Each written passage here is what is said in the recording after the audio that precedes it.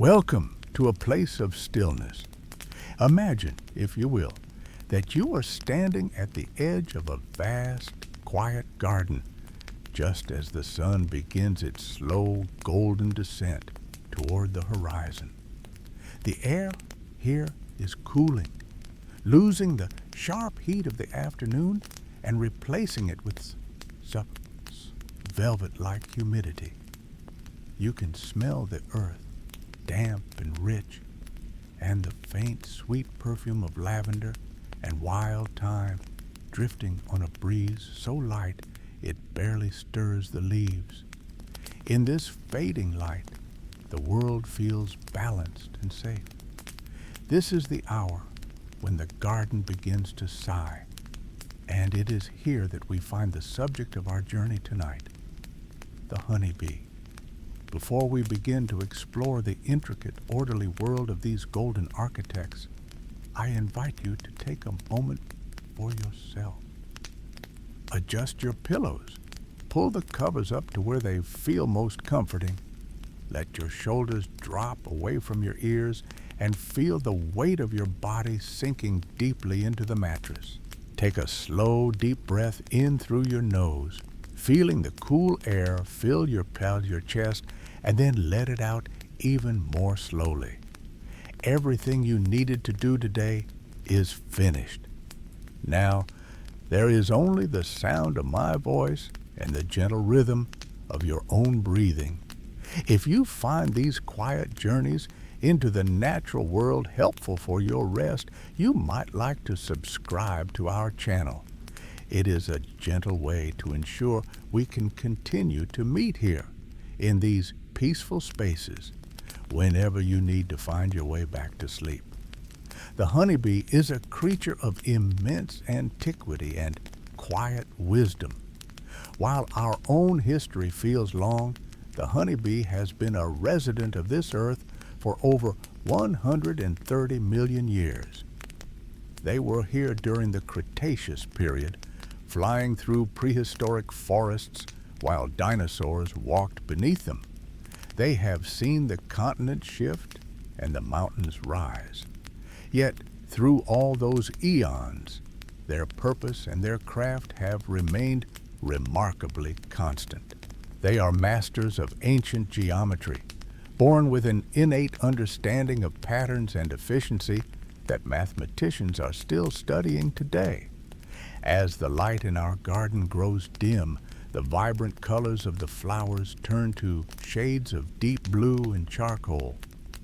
Most of the hive has returned home, but here, on a single drooping petal of a pale rose, one bee remains. She is still, resting for a moment before the final flight of the day. As we move closer, drifting away from the wide view of the garden and into the microscopic world, the familiar shape of the bee begins to change. We leave the world of the large and the loud behind, focusing instead on the delicate, intricate details of a life lived in miniature. We begin to see not just a golden speck, but a masterpiece of biological engineering. As we lean in closer to that single bee resting on the rose petal, the first thing you might notice is how remarkably soft she looks. We often think of insects as having hard, metallic shells, but the honeybee is draped in a coat of fine golden down. To the touch, if you were small enough to feel it, she would be as soft as a piece of silk velvet or the underside of a willow catkin. This isn't just for warmth. It is a vital part of her work. Every millimeter of her body is covered in thousands of these tiny, delicate hairs. If you were to look through a microscope, you would see that these hairs are not straight like ours. Instead, they are branched, almost like the tiny fronds of a fern or a feather. This specialized structure, known as plumose hair, is a masterpiece of evolutionary design. The bee moves through the center of a flower. These hairs create a gentle static charge. The pollen, which is the lifeblood of the meadow, is drawn to her like iron filings to a magnet. It clings to her velvet coat, dusting her in shades of gold, saffron, and pale cream. She becomes a living vessel for the garden's potential, carrying the certainty of one flower to the waiting heart of another. Watching her rest, you might find yourself looking at her face, which holds a quiet, focused intelligence. Most of us are familiar with the two large, dark, compound eyes that wrap around the sides of her head. These are incredible structures made of thousands of tiny hexagonal lenses that allow her to see a world of rapid motion and intricate patterns. She sees the world in a mosaic of colors, some of which, like ultraviolet, are entirely invisible to us. To her, a plain white flower might shimmer with hidden bullseye patterns, guiding her toward the nectar at its center. But the honeybee possesses a secret that is not immediately obvious. On the very top of her head, arranged in a small triangle like three tiny dark jewels, are her ocelli. These are three additional, simpler eyes. They do not see shapes or colors as we do. Instead, they are designed to detect the subtle shifts in light intensity. These three small eyes are her celestial navigators. They allow her to sense the position of the sun even on a gray, overcast day, and they help her maintain her balance and orientation as she navigates the vast, three-dimensional space of the sky. The realization that a bee has 5 eyes changes how we imagine her experience. Her world is not a dim or frightening place. It is a world defined by a gentle, light-filled perspective. She is constantly bathed in the glow of the atmosphere, guided by the sun and the shimmering patterns of the sky. Even as the dusk deepens in our garden, her ocelli are sensing the fading light, telling her exactly how much time remains before the stars appear. As she sits on the petal, she begins to stir. She is not just seeing the world, she is feeling it. Her body is a finely tuned instrument, and as she prepares for her final flight, she begins to sense the air in a way that goes beyond sight. She feels the weight of the humidity, the cooling of the earth, and the subtle vibrations of the garden. Her antennae, those 2 delicate jointed wands, begin to quiver, reaching out to taste the scents and the movements of the air around her. She is preparing to lift her weight into the cooling breeze, leaving the stillness of the rose behind.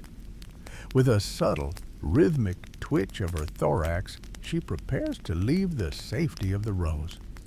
The wings, which had been resting flat against her fuzzy back, begin to unfurl.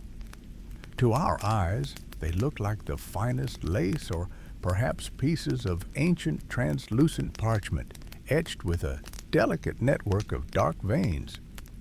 These veins are not just for show. They provide the structural integrity needed to withstand the immense pressures of flight, acting like the struts of a kite to keep the thin membranes from folding under the weight of the wind. As she prepares to lift off, a remarkable mechanical connection occurs. You might think a bee has only 2 wings, but she actually has 4, 2 on each side.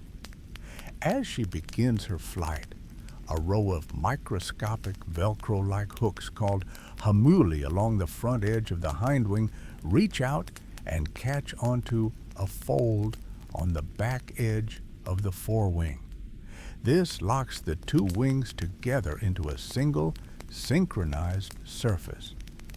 This elegant coupling allows her to move her wings with incredible efficiency, turning 2 separate parts into one unified tool for navigation.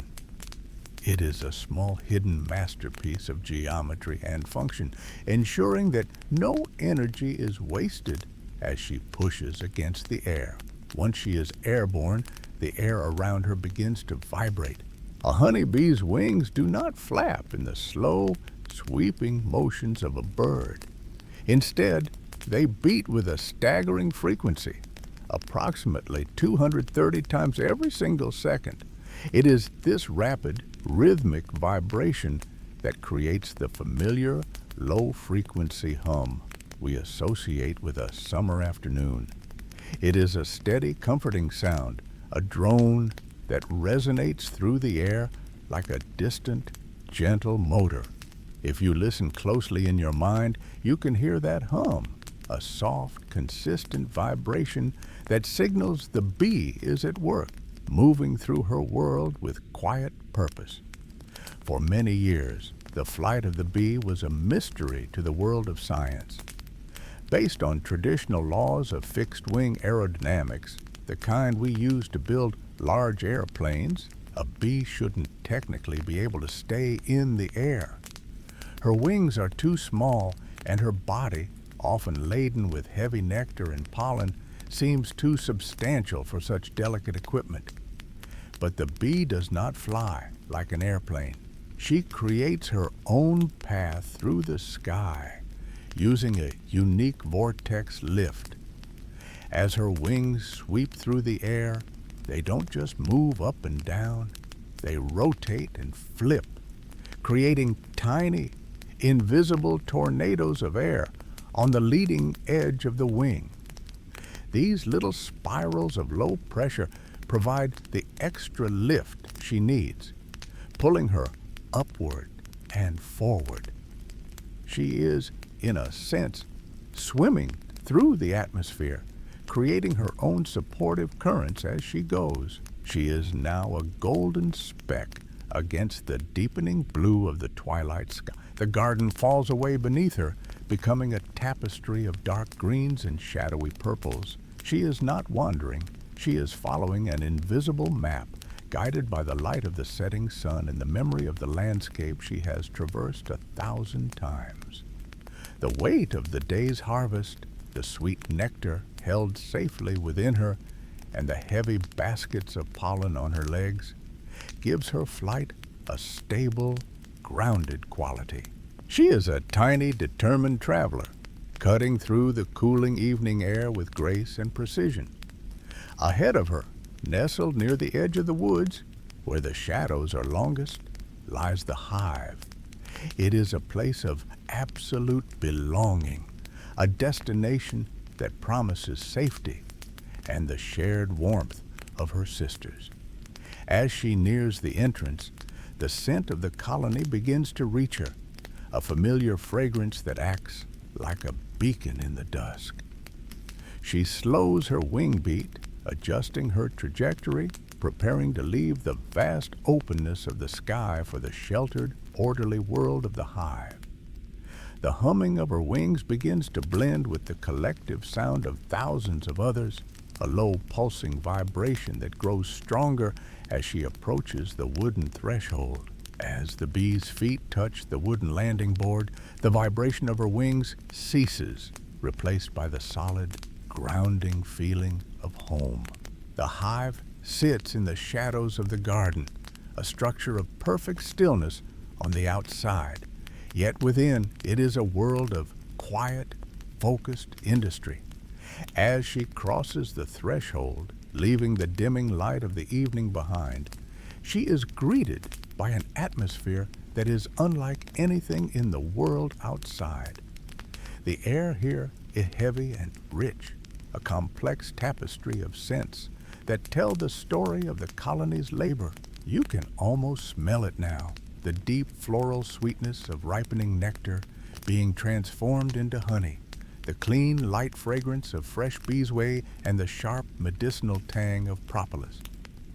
Propolis is the bee glue, a resin gathered from the buds of trees, smelling of ancient forests and sun-warmed bark. It is used to seal every crack and smooth every surface, making the hive airtight and incredibly clean. Together, these scents create a perfume of safety, a signal to every bee that they are exactly where they belong. Moving deeper into the hive, the air grows noticeably warmer. While the night air outside may be cooling toward a frost, the interior of the hive remains a constant, steady 95 degrees Fahrenheit, or about 35 degrees Celsius. This is not by accident. The bees are masters of climate control, using their own bodies to regulate the heat with incredible precision. If it grows too cool, they huddle together in a living cluster and vibrate their wing muscles to generate warmth. If it grows too warm, they station themselves at the entrance and fan the air with their wings to create a cooling breeze. This 95-degree environment is the heartbeat of the colony, the perfect temperature for raising the young and for keeping the wax soft enough to work. It is a constant, reliable heat that never wavers, regardless of the seasons changing outside the wooden walls. Take a moment to imagine that warmth now. Think of it as a soft, invisible blanket that wraps around the entire colony, radiating outward from the center. It is a oy secker heat, the kind that makes you want to settle into your blankets and let your muscles go heavy and still. In this space, there is no wind, no rain, and no uncertainty. There is only the rhythmic pulse of life and the steady, warm air that carries the scent of honey. You're safe here, tucked away from the vastness of the world, surrounded by a community that works in perfect, silent harmony. As your mind settles into this warm, dark space, your focus shifts to the walls surrounding the bees. In the darkness, the bees do not rely on sight, but on touch and the delicate vibrations of their feet. They move across a landscape of incredible architectural precision. This is not a random collection of tunnels or chambers. It is a masterpiece of engineering, a repeating pattern of perfect geometric shapes that stretch from the floor to the ceiling. As we move further into the heart of the hive, we begin to see the true genius of the honeybee, the creation of the golden hexagon, a shape that holds the secrets of the universe in its 6 simple sides. The hexagon is a shape of profound mystery and quiet elegance. As you visualize the interior of the hive, you might wonder why the bees chose this specific 6-sided figure over all others. They did not choose it for its beauty alone, though it is undeniably beautiful. They chose it because they are the ultimate mathematicians of the natural world. In the darkness of the hive, where eyes are less important than the sensitive touch of an antenna, the bees have mastered a secret that humans only recently managed to prove with complex equations. For over 2,000 years, philosophers and mathematicians pondered what is known as the honeycomb conjecture. They suspected that the hexagon was the most efficient shape possible, but it wasn't until 1999 that a formal mathematical proof confirmed it. The conjecture states that a regular hexagonal grid is the best way to divide a surface into regions of equal area with the least total perimeter. For the bee, perimeter means wax, and wax is a precious resource that requires an immense amount of energy to produce.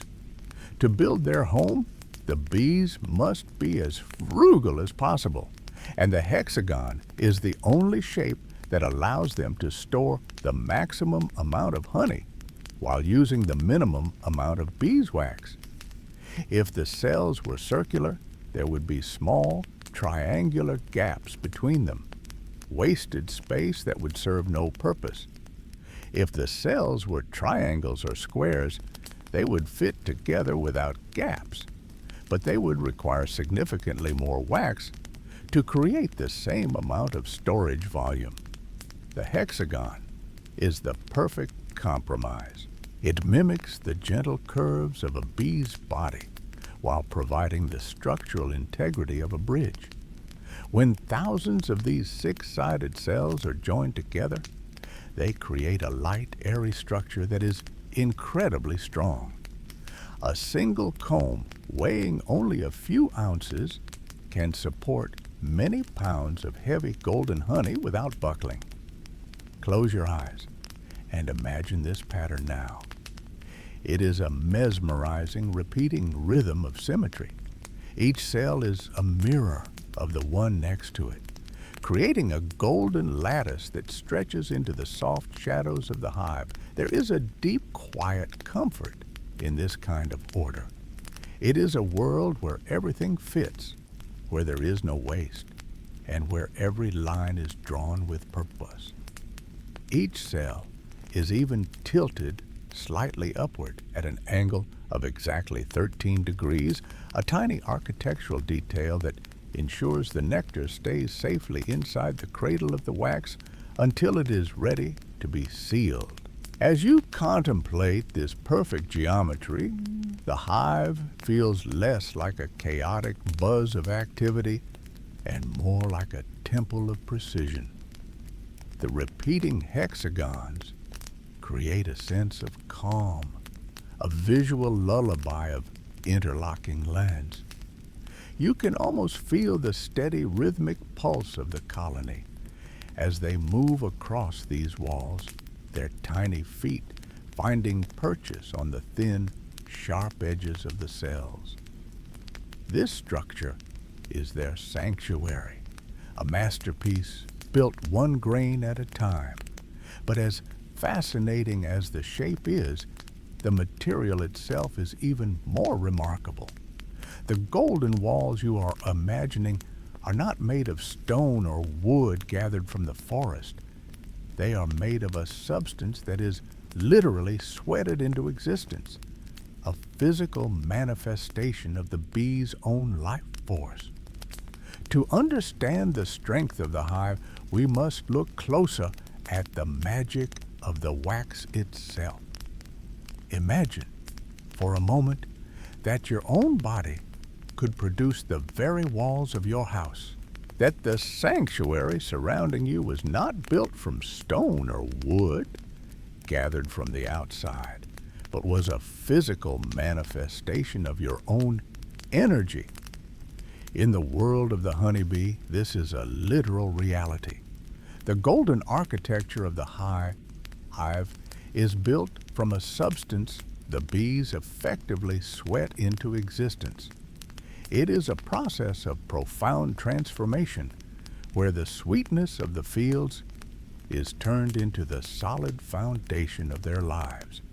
If you were to look very closely at the underside of a worker bee's abdomen, you would see 8 tiny mirror image glands hidden beneath her segments.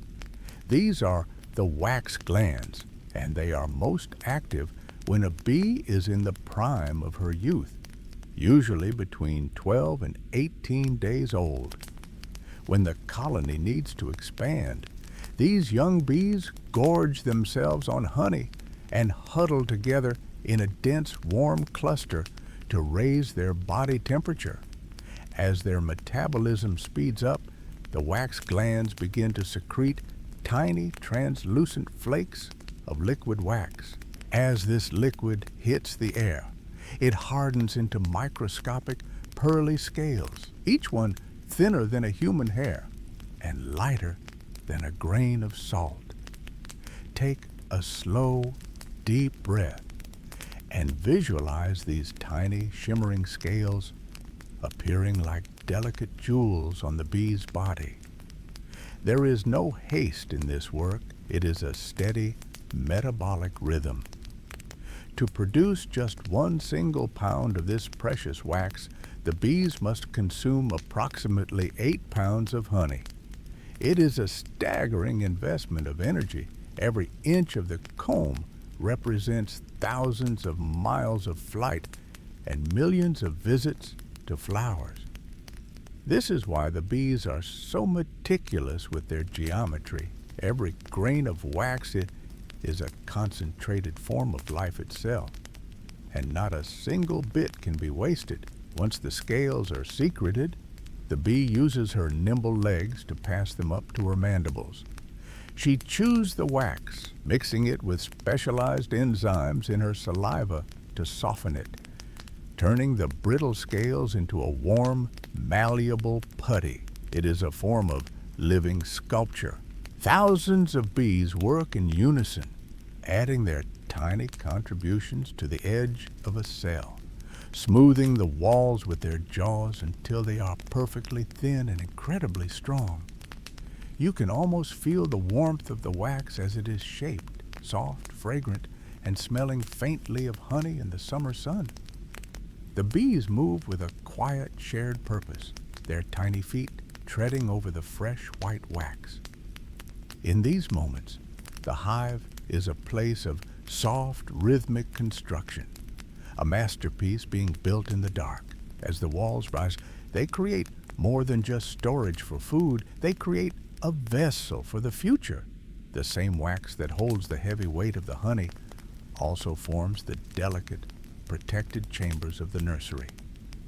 This is where the heartbeat of the colony truly resides, in the quiet, sheltered center of the hive, where the wax walls transition from a pantry to a cradle. In these central cells, known as the brood chamber, the air is still, the temperature is perfect, and a new kind of magic is about to unfold. Moving deeper into the hive, the air grows even warmer and more still. We have reached the brood chamber, the quiet nursery where the next generation of the colony waits in peaceful, silent preparation. Here, the hexagonal cells are not filled with the golden weight of honey or the colorful dust of pollen. Instead, they serve as hollow cradles of pristine wax, each one a private room for a life that is just beginning. If you were to look closely into one of these hexagonal cradles, you would see something truly delicate and serene. At the very bottom of each cell, standing perfectly upright, is a single tiny egg. It is smaller than a grain of rice, semi-transparent and pearly white, looking almost like a microscopic drop of morning dew captured in the dark.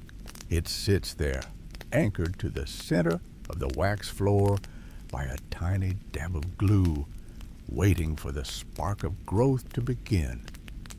There is no sound here, only the soft ambient vibration of the hive and the gentle movement of nurse bees as they pass over the cells, checking on the temperature and the health of the brood. Take a moment to imagine the scale of this quiet industry. The queen bee moves across these combs with a slow, rhythmic grace, guided by her instincts and the needs of her people. She is the sole architect of this nursery's population. She inspects each cell with her sensitive antennae, ensuring it has been cleaned and polished to a high sheen by the younger worker bees before she commits an egg to its depths. It is a monumental task of endurance and devotion. During the height of the spring and summer, when the meadows are overflowing with nectar, a single queen bee can lay up to 2,000 eggs in a single day. This means that nearly every minute of every hour, a new life is being tucked into a waxen bed. To put that into perspective, the queen is producing her own body weight in eggs every 24 hours. It is a tireless, life-giving rhythm that ensures the colony's continuity, a steady pulse that keeps the hive vibrant and strong even as the seasons change.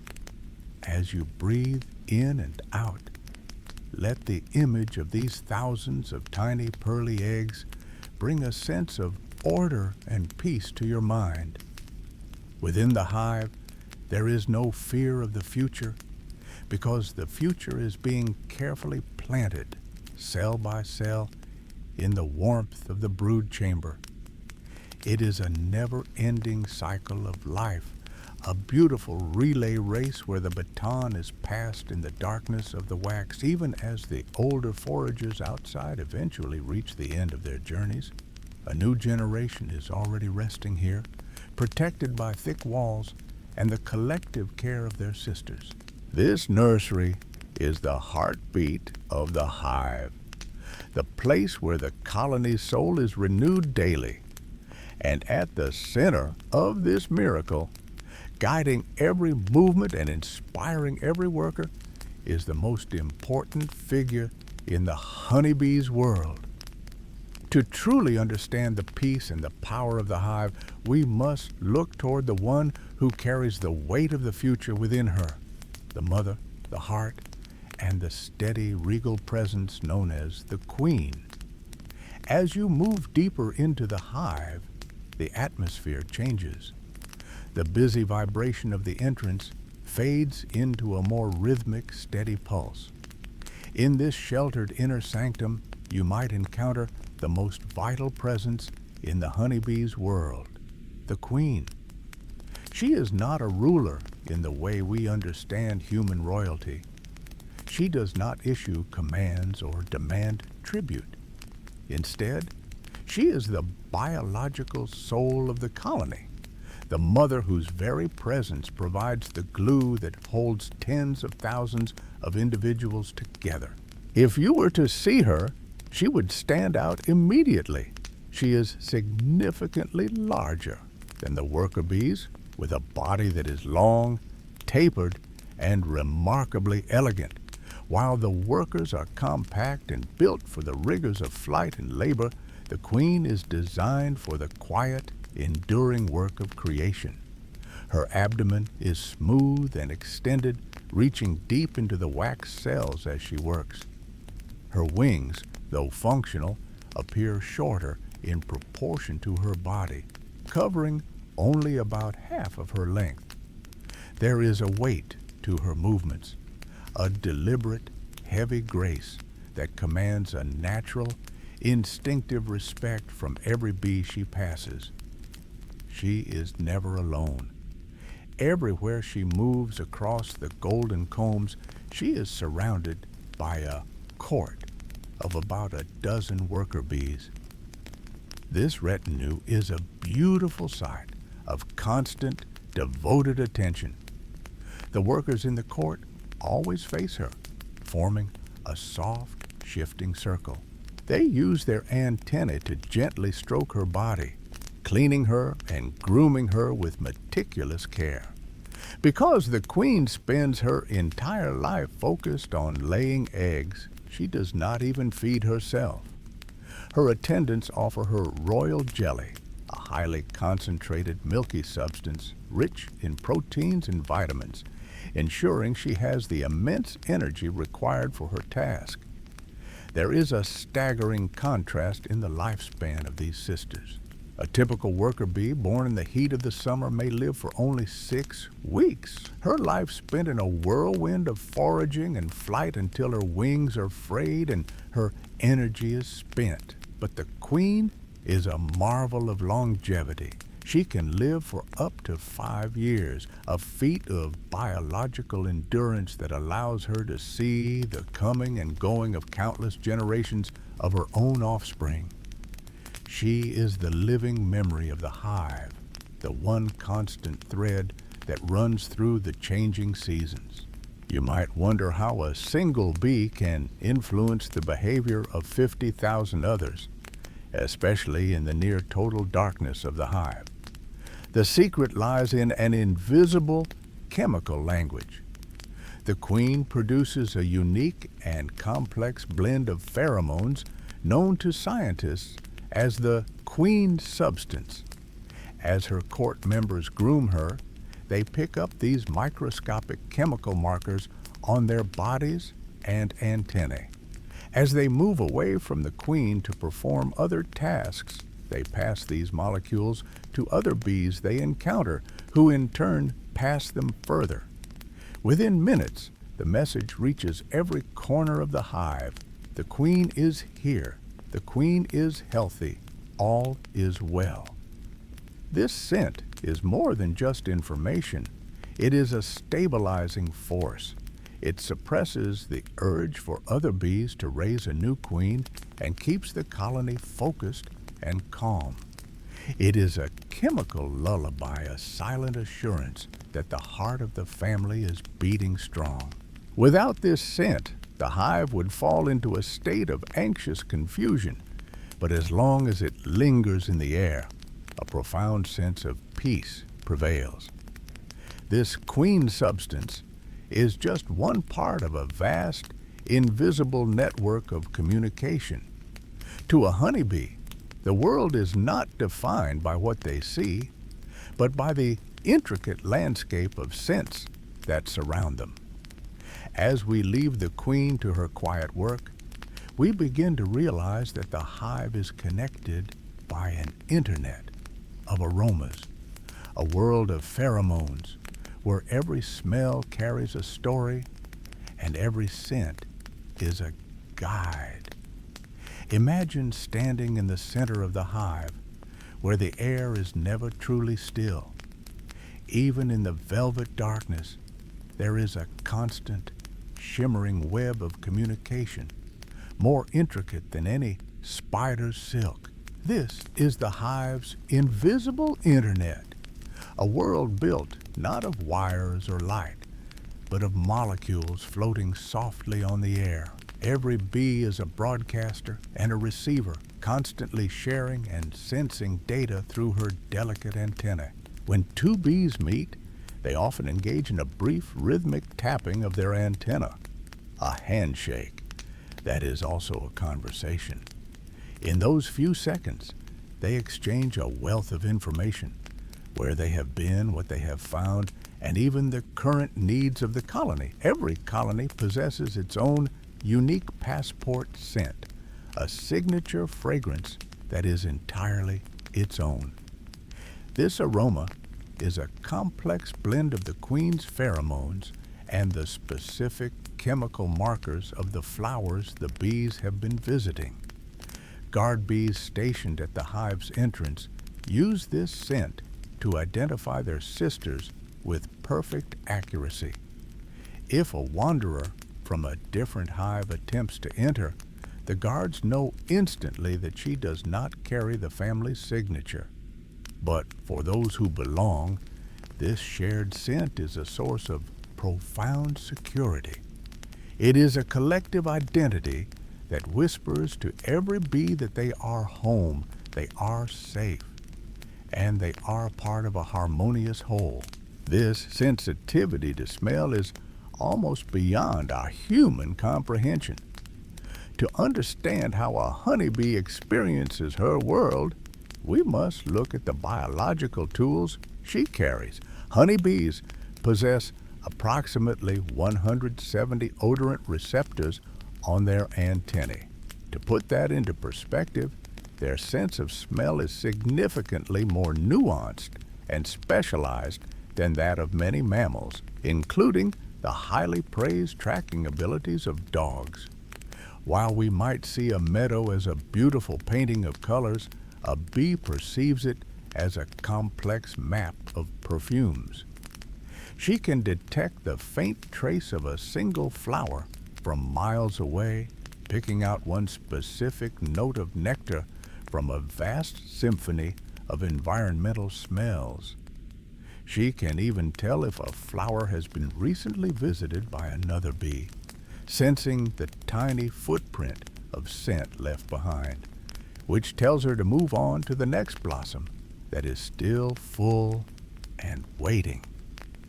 Take a moment now to adjust your position, letting your body become heavy and relaxed. Imagine you are breathing in the air from the hive's entrance. It is thick and sweet, carrying the concentrated essence of 1,000 summer afternoons. As you take a slow, deep breath, visualize the cooling, clean scent of lavender and the bright, sunny note of wild clover. These are the scents the bees bring home, tucked into their fur and held in their honey stomachs. Let these imagined fragrances fill your mind, grounding you in this peaceful, fragrant world. As you exhale, feel your shoulders drop and your mind quiet, mirroring the steady, rhythmic pulse of the hive. As these floral scents circulate through the dark corridors of the honeycomb, they do more than just provide a sense of comfort. They act as a gentle call to the world outside. When a returning forager brings back the perfume of a particularly rich patch of wildflowers, the scent sparks a quiet excitement among the younger bees who have until now spent their lives working deep within the hive. They gather around her, tasting the samples of nectar she shares and memorizing the specific floral perfume she carries. For some of these young bees, this scent is the final signal that their apprenticeship as a house bee is coming to an end. The wide, sun-drenched world is calling to them. They are preparing to leave the safety of the shadows and venture out into the morning light, ready to follow the invisible trails of perfume that lead to the heart of the meadow. Imagine now the moment a young bee reaches the threshold of the hive for the very first time. For the first 3 weeks of her life, her world has been defined by the scent of beeswax and the soft rhythmic hum of her sisters. She has been a diligent house bee, perhaps starting her life as a cleaner, polishing the cells to a mirror shine, or acting as a nurse, carefully tending to the tiny larvae with a mixture of pollen and devotion. In the darkness of the hive, she has learned the layout of every corridor and the scent of every sister. But today, the pull of the sun is stronger than the comfort of the shadows.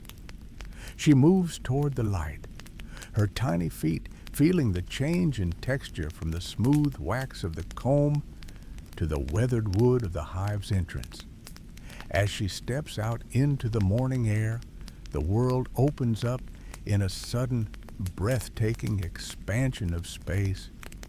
She does not simply fly away into the distance.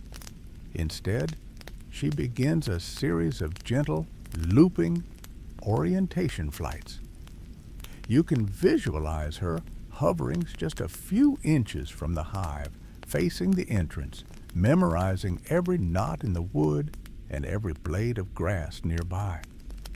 She flies in widening circles like a stone dropped into a still pond, creating a mental map of her home. This is her anchor in a vast world. As she gains confidence, she lifts higher, her wings beating with a steady, quiet purpose. The air is cool and refreshing against her fuzzy body, and the sun, a great golden presence in the sky, becomes her primary guide. This navigation is not a matter of luck, but a feat of ancient biological engineering. Even if the morning is overcast and the sun is hidden behind a thick blanket of clouds, the bee is never truly lost. She possesses a sense that we humans can only imagine, the ability to see the polarization of light. To a bee, the sky is not just a canopy of blue or gray. It is a complex, shifting pattern of light that reveals the sun's exact position at every moment. Even through the densest clouds, she can see the celestial map that points her toward her destination, and more importantly, shows her the way back home. This inner compass, allows her to move through the air with a perfect, quiet confidence. She is a tiny busk of gold navigating an ocean of sky. She is never drifting. She is always exactly where she needs to be. As she finds her first patch of flowers, perhaps a cluster of wild poppies or a drift of sweet clover, she isn't just collecting food, she is gathering data. She notes the time of day, the angle of the sun, and the richness of the nectar. When her honey stomach is full and her spirit is satisfied, she turns back toward the hive, guided by that internal compass and the memory of her orientation circles. She arrives back at the landing board not just as a worker, but as an explorer, returning with a treasure map. But a map is only useful if it can be shared with those who need it. As she crawls back into the dim, familiar warmth of the hive, she prepares to translate her journey into a language of movement and geometry. She is about to tell her sisters exactly where the treasures are hidden, using a code that has remained unchanged for millions of years, turning her individual discovery into a collective success. The returning explorer does not keep her secrets to herself. In the dim golden light of the hive, she finds a clear space on the vertical surface of the honeycomb, and there she begins one of the most remarkable displays of intelligence in the natural world, the waggle dance. This is not just a series of random movements, but a masterpiece of symbolic communication, a way of translating the vast, three-dimensional world of the meadow into a two-dimensional map that her sisters can understand. Imagine her now, surrounded by a small circle of other bees. They press their antennae close to hers, feeling the vibrations of her body and catching the faint, sweet scent of the flowers she has just visited.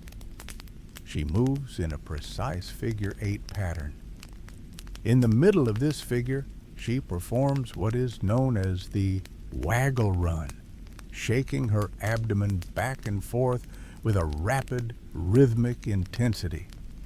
To our eyes, it might look like a simple jitter, but to the hive, it is a set of coordinates.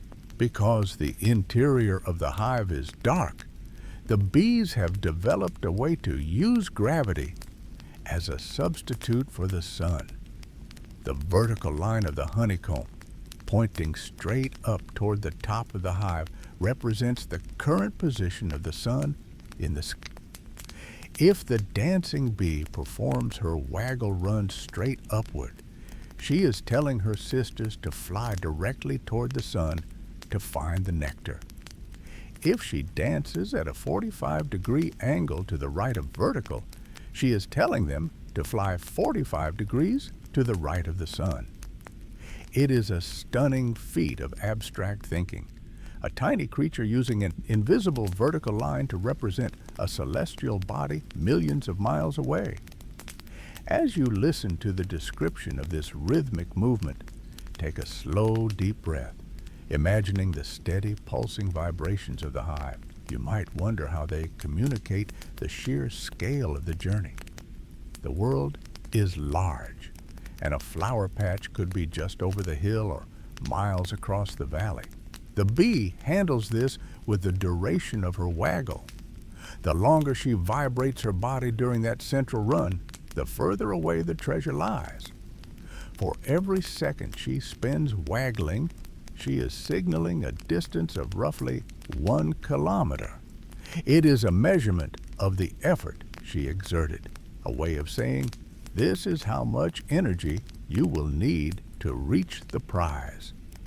The other bees read this dance through their legs and antennae, absorbing the map into their own bodies, preparing to launch themselves into the sky with the same quiet confidence their sister displayed.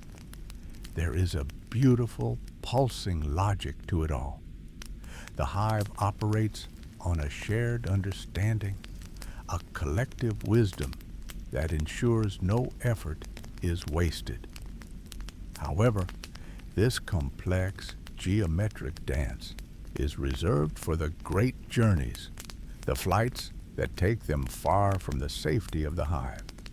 When the bounty is closer to home, within the immediate reach of their own garden, the language shifts. The map becomes simpler, more urgent, and more intimate. As the waggle dance slows and the message is received, we see the transition to a different kind of movement, a circular path that tells a story of treasures found just outside the door in the quiet shadows of the nearby blossoms. When the treasure is found close to home, the geometry of the dance shifts into a simpler, more intimate form. This is the round dance. Imagine a bee moving in a small, perfect circle on the surface of the comb. She runs in one direction, then stops, turns, and runs back in the opposite direction, repeating this loop over and over. There is no waggle here, no complex calculation of angles or celestial coordinates. The message of the round dance is pure and direct. The food is nearby. It is just outside our door. As you visualize this circular motion, let your mind drift to the atmosphere within the hive. Despite the darkness, there is a sense of shared purpose that feels almost tactile. When a foraging bee returns with news of a nearby clover patch or a blossoming fruit tree, she doesn't just dance. She shares the physical essence of her discovery. As she moves in her rhythmic circles, she pauses to offer tiny samples of the nectar she has collected to the sisters following her. This is a moment of deep connection. Through a process of liquid exchange, the other bees taste the sweetness and inhale the specific scent of the flower, perhaps the light, airy perfume of a linden tree, or the deep, earthy musk of a wildflower. They are not just learning where to go, they are learning exactly what to look for. The excitement in the hive is never frantic. It is a steady, low-frequency hum of activity. The bees use their sensitive antennae to stroke the dancer, picking up the microscopic grains of pollen clinging to her fuzzy coat.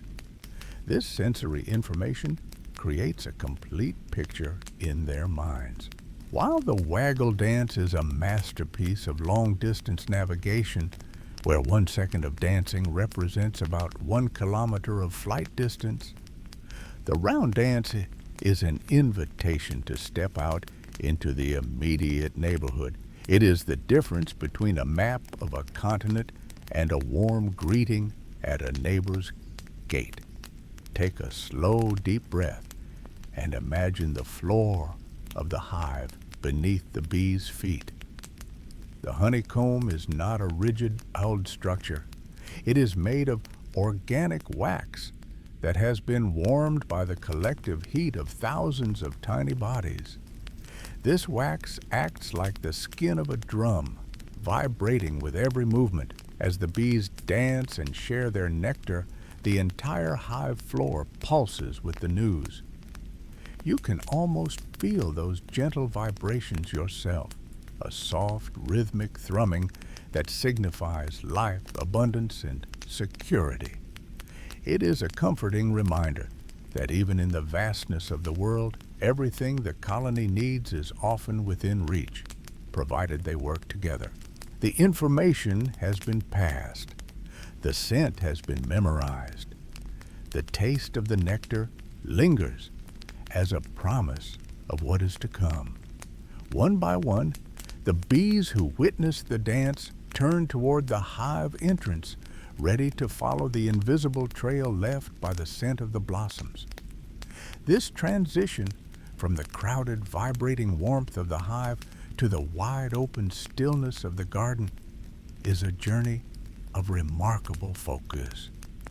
When a bee leaves the hive to find the source of that specific nectar, she does not simply fly to the first flower she sees. She is looking for a partner she has already met in her mind, beginning a relationship that is one of the most loyal and enduring in the natural world. This bond between the individual bee and the specific flower she seeks is the foundation of the meadow's harmony. As the bee emerges from the dark, fragrant safety of the hive, she enters a world of overwhelming color and scent. To our eyes, a meadow might look like a chaotic tapestry of blossoms, but to the foraging honeybee, it is a map of specific destinations. There is a beautiful, quiet trait that these bees possess, a form of biological loyalty known as flower constancy. This means that once a bee begins her morning by visiting a specific type of flower, perhaps a sprig of purple lavender or a pale white clover, she will remain faithful to that species for the entirety of her foraging trip. She does not hop aimlessly from a daisy to a dandelion and then to a rose. Instead, she seeks out only the blossoms that match the one she first chose, moving through the garden with a singular, unwavering focus. This dedication is one of the most vital rhythms in the natural world. From the perspective of the flowers, this constancy is a stroke of genius. Because the bee only visits one type of plant at a time, she ensures that the pollen she carries is delivered to exactly the right place. If she were to wander from an apple blossom to a tulip, the apple pollen would be lost, unable to fulfill its purpose. But by staying true to the apple tree, she becomes a perfect messenger, carrying the golden dust of life from one blossom to its sibling, allowing the tree to eventually bear its fruit. This is the quiet efficiency of nature, a system where nothing is wasted and every movement has a meaningful destination. For the bee, this loyalty offers its own kind of peace and efficiency. Each type of flower has its own unique geometry, a specific way its petals fold on, a certain depth to its nectar well, and a particular path that must be navigated to reach the prize. By focusing on just one species, the bee becomes an expert in its architecture. She learns the key to that specific flower, allowing her to move quickly and gracefully from one to the next without having to solve a new puzzle every time she lands. It is a meditative process, a rhythmic series of landings and departures that allows her to gather her harvest with the least amount of effort. Visualize this harmony as you rest. The bee and the flower exist in a state of perfect ancient agreement. The flower provides a sweet, energy-rich reward, and in exchange, the bee provides the gift of continuity, ensuring that the meadow will bloom again next year. It is a partnership built on trust and repetition, a gentle cycle that has sustained the earth for millions of years. There is no competition here, only a soft mutual support that feels as steady as the rising sun. As she finds her target, she lands with a feather-light touch. The stem of the flower might bow ever so slightly under her weight, a gentle nodding in the summer breeze. She moves toward the center of the blossom, where the nectar is hidden deep within. Her focus now shifts from the wide horizon of the meadow to the microscopic world within the petals. She is ready to begin the delicate work of drawing up the liquid gold that will eventually sustain her entire family. This physical act of collection is a marvel of biological engineering, involving a hidden part of her body designed specifically for this sacred task of transport. Deep within the honeybee's delicate frame lies a remarkable organ, often called the honey stomach. To visualize it, imagine a tiny, translucent vessel, a specialized storage balloon designed for the sole purpose of carrying liquid gold back to the hive. It is a masterpiece of evolutionary engineering, a quiet, internal chamber that allows the bee to serve as a bridge between the meadow and her family. It is important to understand that this honey stomach is quite distinct from her own digestive system. While we might think of it as her sipping nectar as a meal, she is actually just packing a very small, very precious suitcase. Biologists call this the crop, and it is separated from her actual digestive tract by a clever microscopic valve known as the proventriculus. This valve acts as a vigilant gatekeeper. It ensures that the nectar she gathers for the colony remains pure and untouched by her own digestive enzymes. It is only when the bee herself needs a boost of energy for her flight that the valve allows a tiny droplet of nectar to pass through into her true stomach to be converted into fuel. The rest is held in trust, a communal treasure that she carries with singular devotion. As she moves from blossom to blossom, her honey stomach begins to expand. It is a slow, methodical filling, a gathering of sweetness, one drop at a time. By the time she is ready to begin her journey back to the hive, she is carrying a load of nectar that is truly staggering in its proportion. A honeybee can carry a volume of nectar that weighs nearly as much as her own body. To put this in perspective, it would be as if a human were to carry a backpack weighing 100 pounds or more, yet the bee does so with a grace that seems almost effortless. This weight does not hinder her. Rather, it anchors her, giving her flight a steady, purposeful momentum. As you rest now, let yourself connect with that sense of weight, not as a burden, but as a comfortable, grounding presence. Imagine the feeling of your own body settling deeply into the softness of your bed, much like the way the bee's body feels full and balanced as she prepares for her return flight. There is a profound security in being full, a quiet satisfaction in having gathered exactly what is needed. The nectar she carries is a promise of future warmth and energy for the hive, and the physical sensation of that weight is a reminder of a job well done. The bee is now heavy with liquid gold, but her work in this particular flower is not yet finished.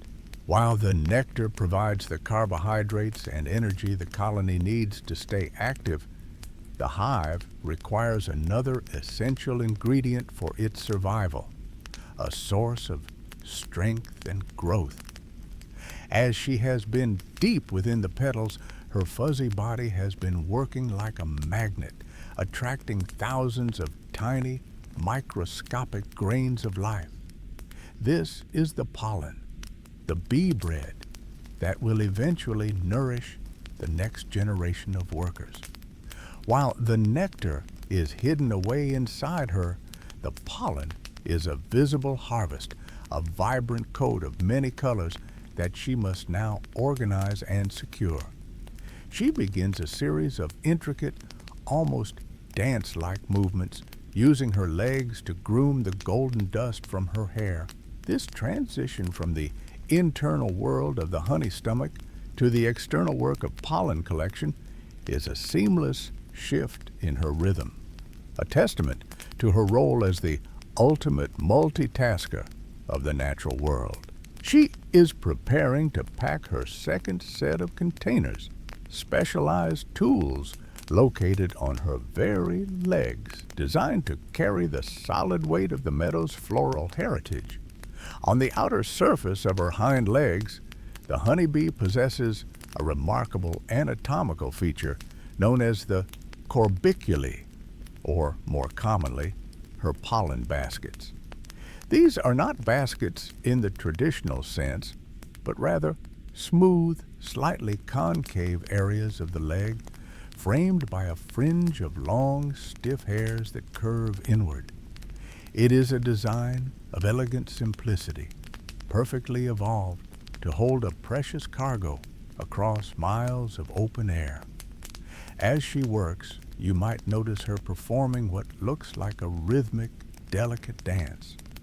She uses her front and middle legs like soft brushes, sweeping the tiny grains of pollen from her head and thorax, moving them backward with a precision that feels almost meditative.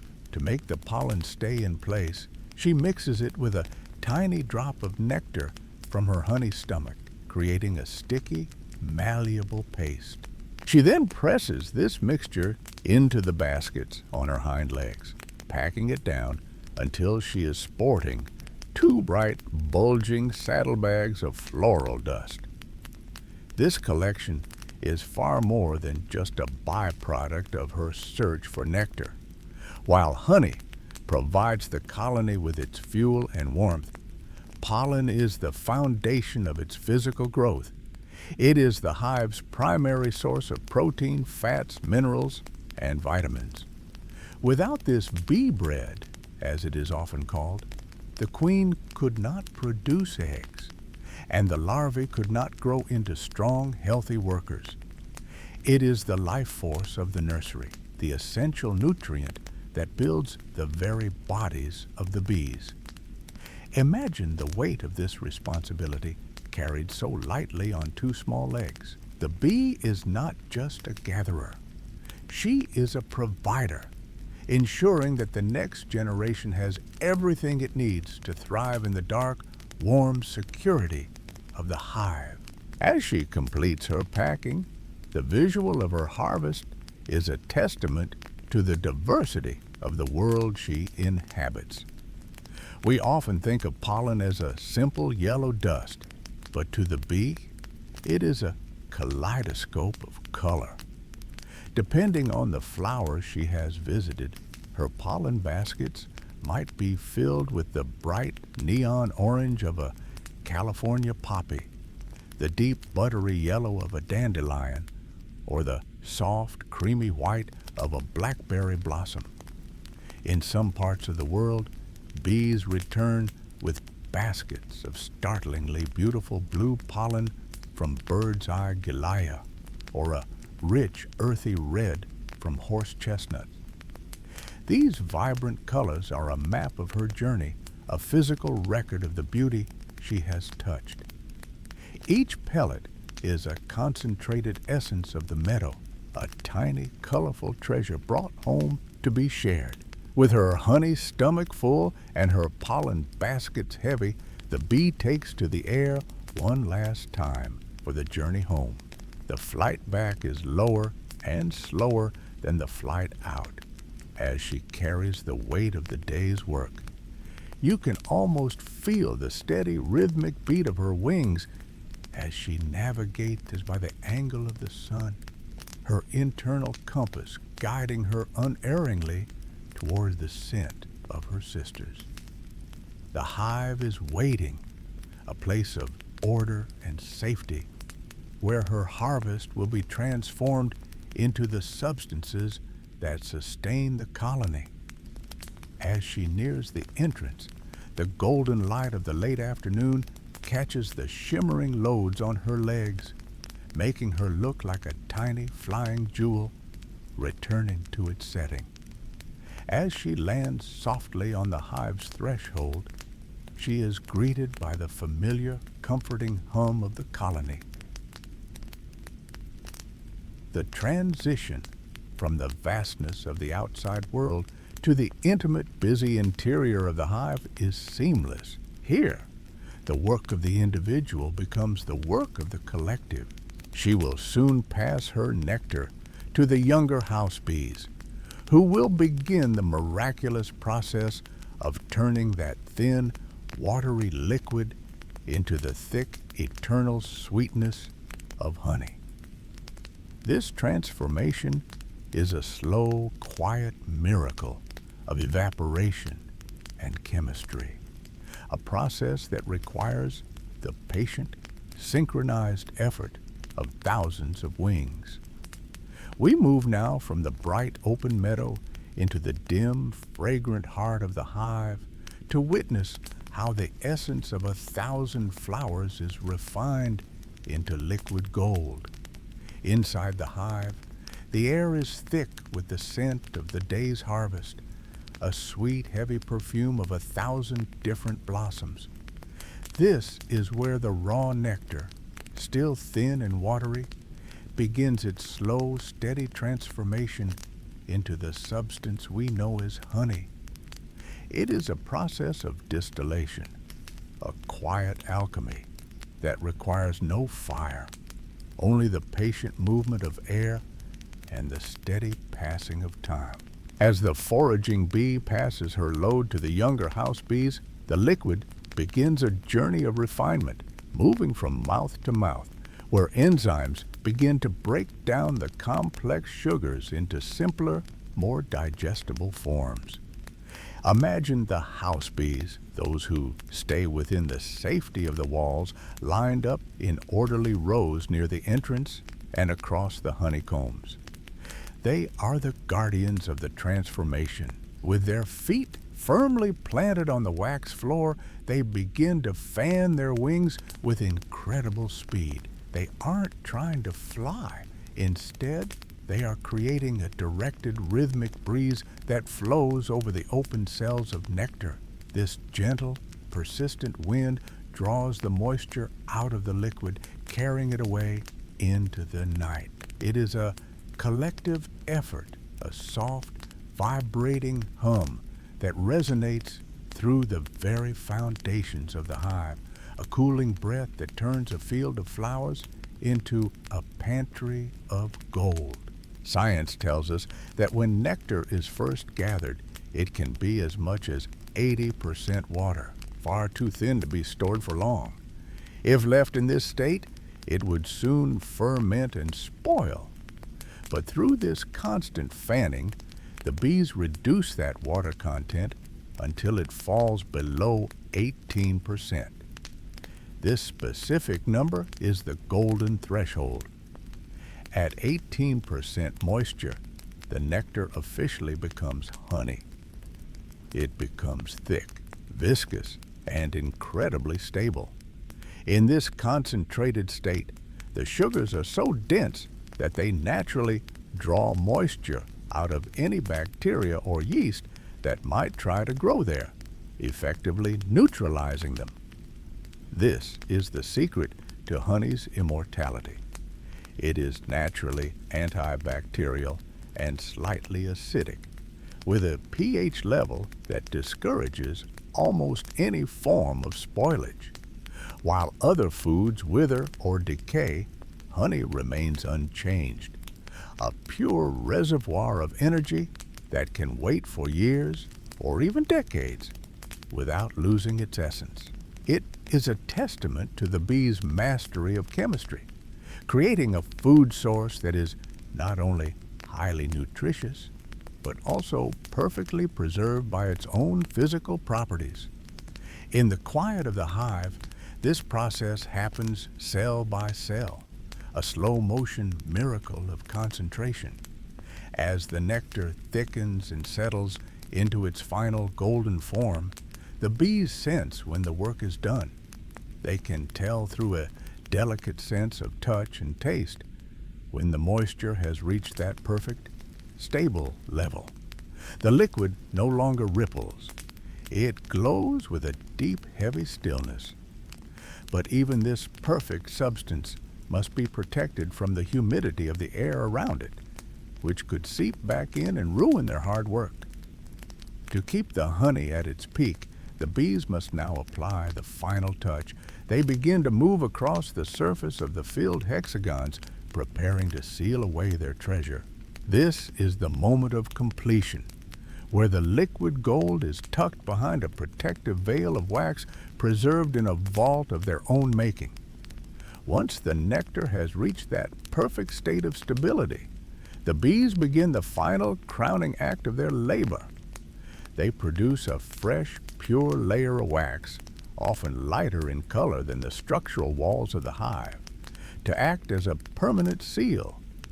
This is the capping. Imagine a worker bee moving gracefully across the surface of the comb, her tiny legs guiding a thin veil of wax over the opening of a honey-filled cell. She works with a quiet, practiced precision, ensuring the seal is airtight and secure. One by one, the dark, translucent circles of the open cells disappear behind a delicate, opaque shield. When an entire frame of the hive is finished, it is a sight of remarkable beauty. What was once a collection of thousands of individual open hexagons is now a solid, shimmering wall of pale gold. The surface is not perfectly flat, but textured with a soft undulating pattern that catches the light, reflecting the warmth of the sun that originally fueled the flowers. This capped honey is the colony's life insurance, a treasure chest of energy tucked away for a time when the fields are empty and the air is cold. It is a completed masterpiece, a testament to the patience and collective will of the hive. The permanence of this seal is one of nature's most incredible feats. Because of the chemistry the bees have perfected, the low moisture, the acidity, and the airtight wax capping, honey does not just last for a season, it lasts for ages. This is not a mere exaggeration. When archaeologists ventured into the ancient silent tombs of Egyptian pharaohs, they discovered many wonders, but among the gold and the stone were jars of honey, still sealed after more than 3,000 years. When those jars were opened, the honey inside was found to be perfectly preserved. Despite the passage of millennia, despite the rise and fall of entire civilizations, the honey was still edible, still sweet, and still held the essence of flowers that bloomed along the Nile in a world long forgotten. Take a moment to reflect on that timelessness. As you lie here, comfortable and still, imagine that same golden sweetness. It is a bridge across time, a constant in an ever-changing world. The honey being capped in a hive tonight is identical to the honey that rested in the darkness of a pyramid. There is a profound peace in that continuity, a sense of being connected to a rhythm that began long before us and will continue long after. Let your breath slow down, matching the patient, unhurried pace of the bees as they finish their work. The world outside may move quickly, but inside the hive, and here in your room, time seems to soften and stretch. But while the honey and the wax are the most famous products of the bees' world, they are not the only materials required to keep the colony safe and healthy. To maintain the integrity of their home, the bees must look beyond the flowers for a different kind of substance. They require something stronger than wax, something that can act as both a glue and a shield against the invisible threats of the outside world. As the sun begins to set and the hive settles into its rhythmic hum, some foragers focus their attention on the trees, seeking out a sticky, aromatic resin that will become the final, vital component of their sanctuary. This substance, known as propolis, is the hidden guardian of the hive's health. Propolis is a word that sounds as ancient as the bees themselves, derived from the Greek for before the city. or defense of the city. While honey provides the energy and wax provides the structure, propolis serves as the hive's medicine and its shield. It is a sticky, resinous substance that the bees gather with great care, not from the delicate petals of flowers, but from the sturdy bark and budding tips of trees. Imagine a worker bee landing on a stately poplar, a willow, or a cone-bearing pine. She seeks out the weeping sap and the protective resins the tree produces to heal its own wounds. To the bee, this resin is a precious material, a botanical glue that she meticulously scrapes up and packs into the baskets on her legs, much like she does with pollen. As she carries this harvest back to the hive, the air around her is filled with a deep, earthy aroma, the scent of pine needles, damp bark, and wild resins. This is the bee glue, but its purpose is far more sophisticated than simple construction. Within the hive, the bees use propolis to seal tiny cracks where the wind might whistle through, or to smooth over any rough surfaces that might snag a wing.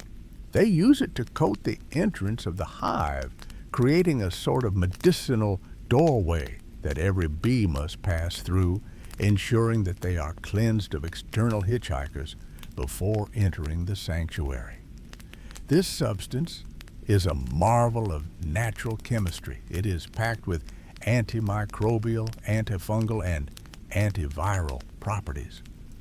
Because the hive is warm, humid, and crowded with thousands of inhabitants, it could easily become a breeding ground for germs. However, the bees have solved this problem by lining their home with propolis. They essentially varnish the interior walls with this powerful resin, creating a living environment that is one of the most sterile places found in the natural world. In fact, the air inside a healthy beehive is often cleaner and more free of bacteria than the air in a modern hospital operating room. Take a slow, deep breath and imagine that clean, medicinal air. It smells of the forest, of ancient trees, and of a deep, quiet safety. Within these walls, the colony is protected not just by the wax and the wood, but by a molecular defense system they have gathered from the very heart of the landscape. If a small intruder, like a mouse, were to wander into the hive and perish, the bees, unable to move such a large weight, would use propolis to completely encase it. They mummify the threat in a layer of resin, neutralizing any decay and keeping the hive's atmosphere pure and sweet. This constant collective effort to maintain the health and integrity of the hive reveals a deeper truth about the honeybee. They do not simply live together as individuals in a shared space. They function as parts of a much larger, singular entity. Every action, from gathering resins to fanning the nectar, is a heartbeat in a larger body. This brings us to a remarkable concept in biology, one that helps us understand why the hive feels so peaceful and orderly. The colony is not just a collection of insects. It is a superorganism, a single, giant living being made of thousands of tiny, vibrating parts. In this world, the boundary between the individual and the whole begins to fade, replaced by a beautiful, selfless harmony. Imagine for a moment that you were not just one small bee, but the entire hive itself. In the world of biology, we call this a superorganism. It is a concept that invites us to look past the individual and see the colony as a single, giant, living being. Just as your own body is made of billions of cells that work together without you having to tell them what to do, the hive functions as a unified entity. The thousands of bees are like the cells of a larger body, each one contributing to a shared consciousness. When the hive is hungry, the whole colony feels a collective urge to forage. When the hive is too warm, 1,000 sets of wings act as a single cooling system. It is a profound level of cooperation where the boundary between the self and the community gently dissolves into a beautiful, selfless harmony. One of the most remarkable displays of this collective mind occurs during the process of swarming. When a colony becomes too large and prosperous for its current home, it decides to split in two. This is not a chaotic event, but a masterpiece of democratic precision. A large group of bees, including the old queen, will leave the hive and cluster together on a nearby branch, forming a soft, vibrating teardrop of golden bodies. While the cluster waits in the open air, scout bees fly out in every direction to find a new home. They search for hollow trees, quiet crevices, or sheltered nooks that meet very specific criteria for size, height, and safety. When a scout returns, she performs a dance on the surface of the cluster to describe the location she has found. But she doesn't just give directions. She expresses her enthusiasm for the site through the intensity of her movement. Other scouts observe her, fly out to inspect the site themselves, and if they find it suitable, they return and join the dance. It is a quiet, rhythmic debate that can last for hours or even days, and there is no conflict, no leader giving orders. Instead, they wait for a consensus. This is what scientists call swarm intelligence. It is a form of wisdom that emerges from the interaction of many, allowing the group to make a decision that is far smarter than any individual bee could manage alone. Once a quorum is reached, when enough bees are dancing for the same spot, a signal travels through the cluster. In an instant, the entire mass takes flight, moving as a single, shimmering cloud toward their new sanctuary. As you contemplate this perfect coordination, let yourself let go of the weight of your own individual worries. In our lives, we often feel the pressure to make every decision on our own, to carry the burden of the future on our shoulders. But here, in the world of the honeybee, there is a different kind of peace. Imagine the relief of being part of a harmonious whole where you are supported by the thousands of others around you. You don't have to know the entire plan. You only need to trust the wisdom of the group and play your small, perfect part. Take a slow, deep breath and feel the tension leaving your body, replaced by the steady, rhythmic pulse of the hive's collective heart. While the worker bees are the architects, foragers, and decision makers of this world, there is another group within the colony whose lives follow a very different, much quieter path. These are the drones, the male bees. Their presence in the hive brings a different energy, a specialized purpose that is as essential to the continuity of the species as the gathering of nectar or the building of wax. Their story is one of quiet waiting and singular focus, adding yet another layer to the intricate, peaceful tapestry of the colony's existence. The drones move through the hive with a heavy, deliberate grace. They are larger than the worker bees, with thick, barrel-shaped bodies that make a deeper, more resonant hum when they take to the air.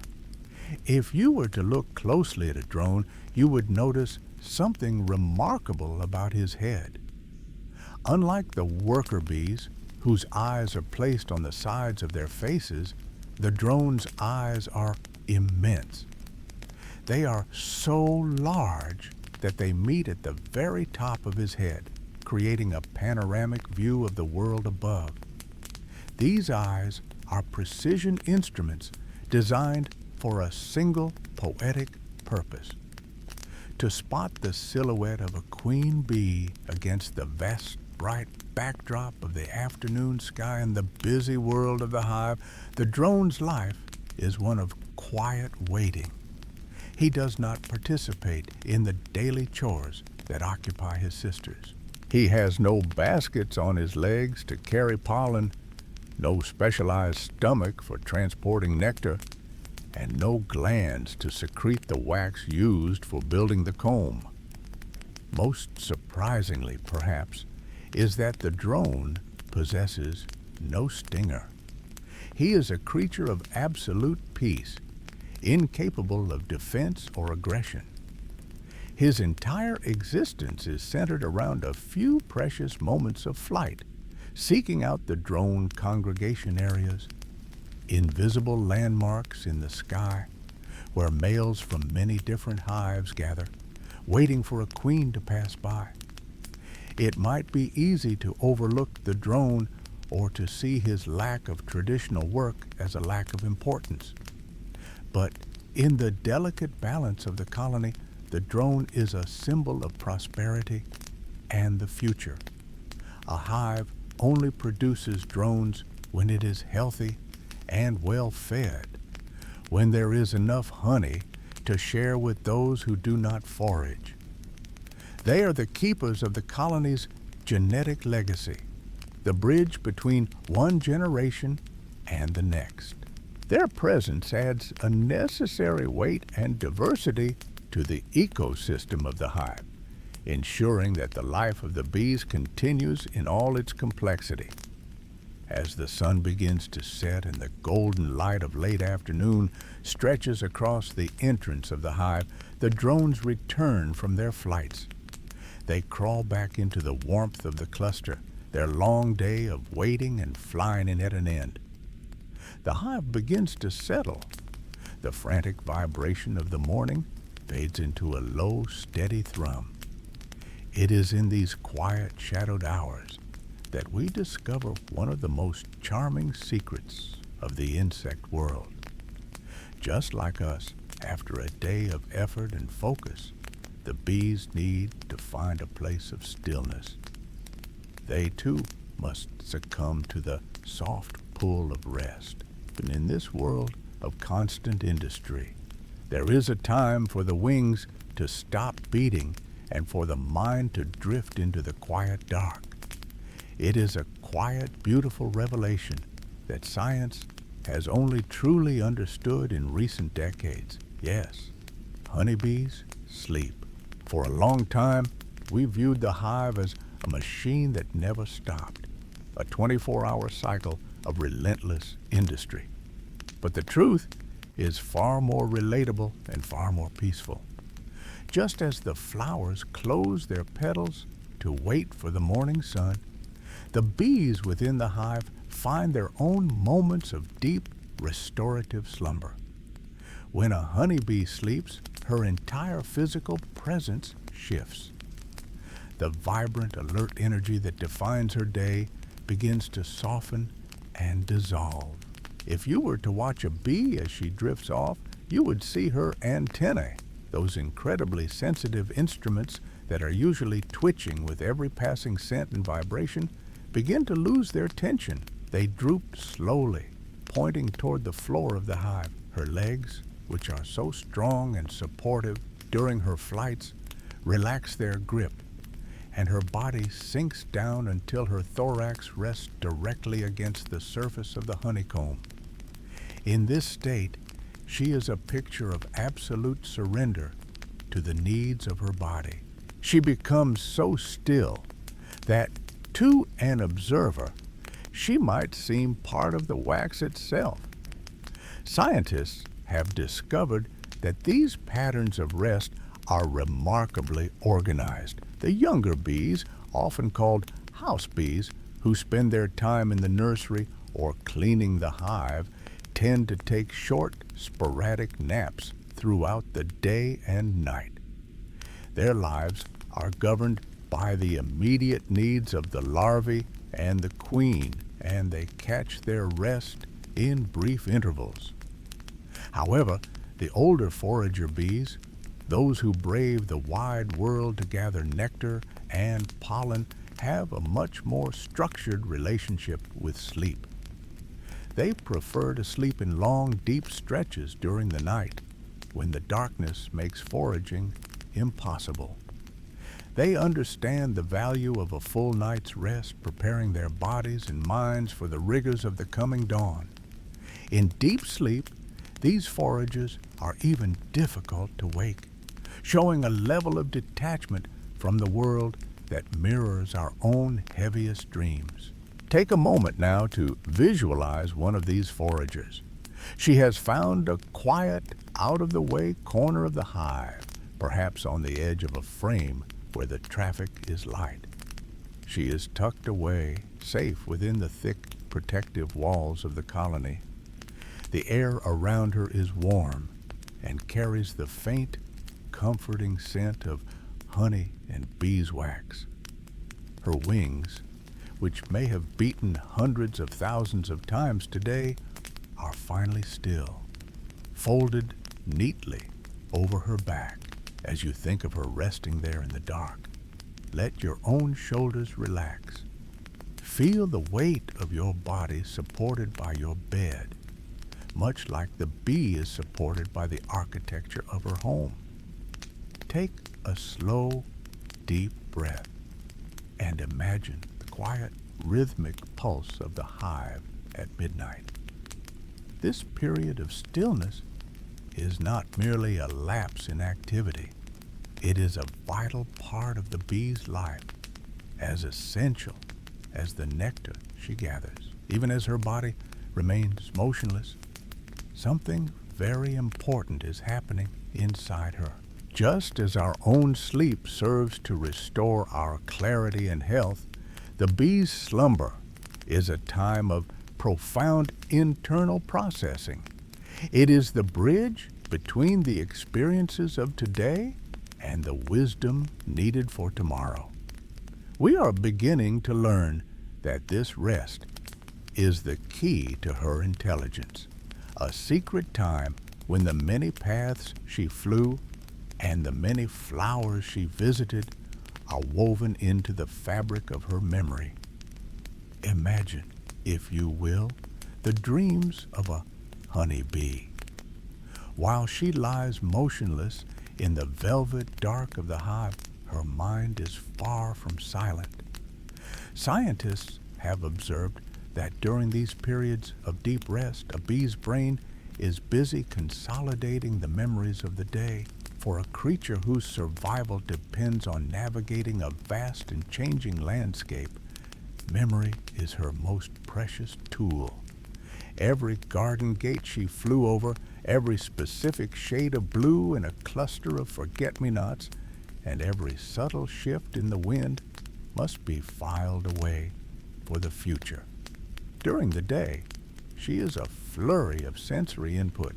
She feels the vibration of the air, the ultraviolet patterns on petals that are invisible to human eyes, and the complex chemical signatures of 1,000 different blossoms. It is an overwhelming amount of information for such a small mind to hold.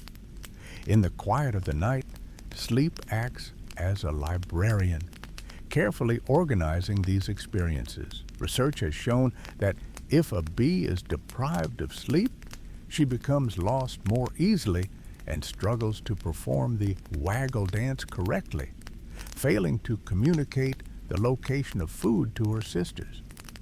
She needs this time of stillness to turn the chaotic data of the meadow into reliable internal map.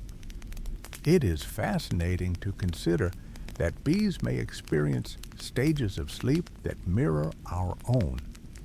When a bee enters her deepest state of rest, her threshold for external stimuli rises significantly. A gentle tap on the hive or a soft flicker of light that might have startled her during a light nap now goes entirely unnoticed. Her body temperature drops slightly, and her muscles go completely slack, her head bowed in a posture of total repose. In this state, her brain activity shows patterns that suggest a form of deep sleep, remarkably similar to what mammals experience. It is a profound thought that across the vast evolutionary distance between us, we share this fundamental biological need to retreat from the world in order to make sense of it. Visualize the beauty of this tiny mind processing the day's adventures in the safety of the hive. In her slumber, she might be mentally replaying the path to a particularly rich patch of lavender she discovered at noon. She feels the phantom warmth of the sun on her back and the phantom weight of the pollen baskets on her legs. The darkness of the hive is not a void, but a canvas where the day's gold and green are painted once more, strengthening the neural pathways that will guide her back to those same flowers when the sun rises. This internal work is what allows the colony to function with such uncanny rhythmic precision. As she rests, she is not just recovering her physical strength, she is preparing for the continuity of life. The hive is a place of constant cycles, where the rhythm of a single day's sleep is nestled within the much larger, slower rhythm of the changing year. Just as the individual bee knows when to fold her wings for the night, the entire colony possesses an ancient instinctual knowledge of the turning seasons. The long, sun-drenched days of summer, filled with the tireless work of foraging and the quiet processing of dreams, eventually begin to soften. The light changes, the shadows stretch longer across the garden, and a new, more serious task begins to take hold of the hive's collective mind. The air grows a little thinner, a little cooler, signaling that the time of abundance is drawing to a gentle close. As the calendar turns toward autumn, the hive undergoes a profound transformation, shifting its focus from the expansive growth of summer to a quiet, determined preparation for the long, cold sleep ahead. The frantic, high-energy buzzing that defined the warmer months begins to settle into a more serious, grounded rhythm. The garden outside is changing too. The vibrant greens of July have faded into a palette of rust, gold, and deep burgundy. In these final weeks of activity, the bees are drawn to the last remaining treasures of the season, the late-blooming asters and the hardy goldenrod. You can imagine a forager landing on a star-shaped aster, its purple petals dusted with the first hints of a morning frost. She moves with a certain weightiness, her movements deliberate and efficient, knowing that every drop of nectar gathered now is a vital contribution to the colony's survival during the months of darkness. This transition is not just a change in behavior, but a fascinating shift in the very biology of the bees themselves. During the height of summer, a worker bee lives a short, intense life of roughly 6 weeks, literally wearing herself out through the labor of flight. But as the days shorten, the queen begins to lay eggs that will become a very special generation, the winter bees. These bees are physiologically distinct from their summer sisters. They are born with significantly larger fat bodies, specialized tissues that store lipids and proteins, particularly a protein called vitellogenin. This biological reservoir acts like a long-term battery, allowing these winter bees to live for 4 to 6 months rather than just a few weeks. They are built for endurance, designed to be the living bridge that carries the colony from the last flower of autumn to the first blossom of spring. Take a slow, deep breath now and imagine that crisp autumn air. It has a different scent than the air of midsummer. It is cleaner, sharper, carrying the earthy fragrance of fallen leaves and damp soil. As you feel the cool air settle around you, imagine the hive drawing inward. The wide-ranging explorations of the meadow are coming to an end, and the bees are retreating from the hive's entrance, moving back into the insulated depths of the wax combs. There is a sense of cozy security in this withdrawal, a huddling together that signals the beginning of a long period of rest. The external world is growing quiet and still, and the hive reflects this peace. Within the walls of the hive, the atmosphere is one of focused calm. The winter bees, with their bolstered immune systems and rich energy stores, are ready to take on their most important role. They are no longer foragers. They are the guardians of the queen and the keepers of the hive's internal flame. They spend these final autumn days meticulously sealing any remaining cracks in the hive with propolis, ensuring that no stray draft can disturb their winter sanctuary. They are preparing to transform their entire social structure into a single, unified entity of warmth. As the sun begins to hang lower in the sky, and the first true winds of winter begin to rattle the branches of the garden trees, the bees move closer together. They are abandoning the outer edges of the hive, leaving the empty honey cells behind as they gather in the center, surrounding the queen and the last of the brood. This movement is the precursor to one of nature's most incredible feats of collective survival. They are no longer individual insects, but the components of a living, breathing shield, a structure of incredible biological engineering that will allow them to defy the freezing temperatures waiting just outside their door. They are ready to form the winter cluster, a ball of living warmth that will sustain them through the frost. As the temperature outside the hive drops toward the freezing mark, the bees perform a feat of biological magic known as the winter cluster. Imagine, in the dark, wooden heart of the hive, a sphere of golden bodies huddled together in a shape of perfect efficiency. This is not a random pile of insects, but a highly organized living engine of heat. The bees at the very center of this sphere surround the queen, keeping her in a pocket of constant tropical warmth, even as the world outside turns to ice. To generate this heat, the bees engage in a specialized form of movement. They uncouple their wings from their powerful flight muscles, allowing them to vibrate these large muscles at high frequencies without actually flapping their wings. It is a collective shiver, a rhythmic internal vibration that transforms the chemical energy of the honey they have stored into pure thermal radiance. Thousands of bees, vibrating in unison, create a low, steady thrum, a sound so deep and quiet it is felt more than it is heard. It is the heartbeat of the hive, a gentle pulse of life that persists through the longest, darkest nights of the year.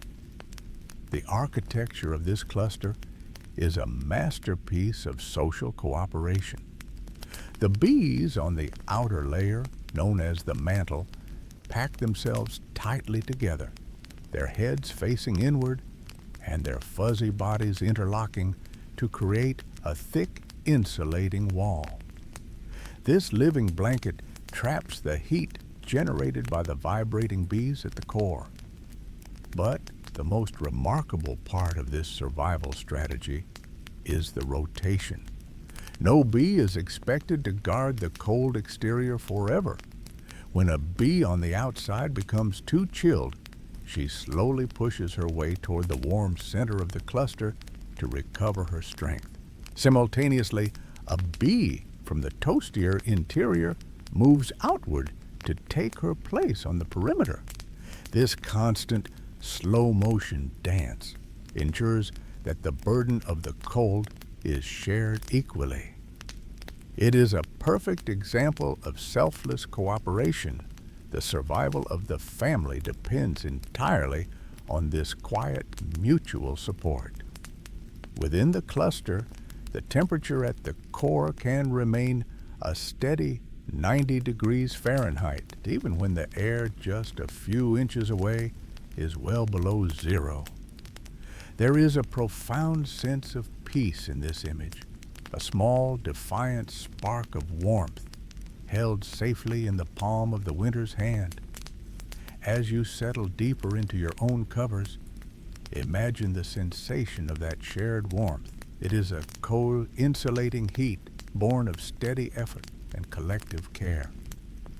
The individual worries of the summer, the frantic search for nectar, the defense of the entrance have all fallen away. Now, there is only the vibration, the rotation, and the quiet consumption of the golden honey that sustains them. The hive has become a sanctuary of stillness. Outside, the wind may howl and the frost may creep across the wood, but inside, the cluster remains a soft, glowing ember of life. The frantic energy of the sun-drenched meadows has been distilled into this one singular goal: to stay warm, to stay together, and to wait for the light to return. The hive is now a place of profound silence, a silence that is thick, heavy, and deeply restful. Imagine the garden now, transformed into a landscape of soft, pillowy white. A heavy blanket of snow has settled over the hive, rounding its sharp corners and muffling the sounds of the world outside. Under this thick, insulating layer, the hive is as silent as a deep-sea cavern. The only sound is the faint, rhythmic hum of the cluster, a sound so low and steady it feels like the earth's own breathing. To an observer, the hive might look abandoned, a frozen box in a frozen field, but inside, the fire of life is being carefully tended in the dark. Inside the wax-walled corridors, the bees are living off the fruits of their summer labors. They move with incredible slowness, migrating as a single, unified group across the frames of the honeycomb. They are consuming the stores of honey they worked so tirelessly to cure and cap months ago.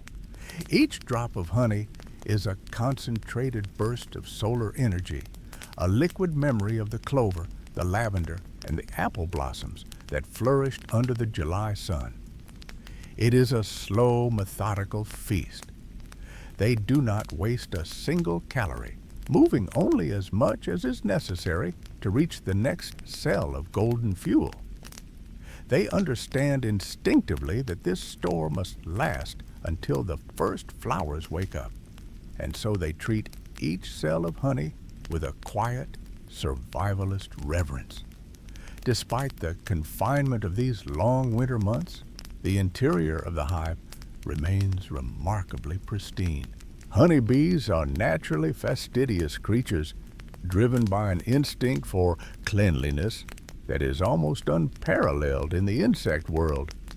Even in the dead of winter, when they are trapped inside for weeks on end, they refuse to soil their home.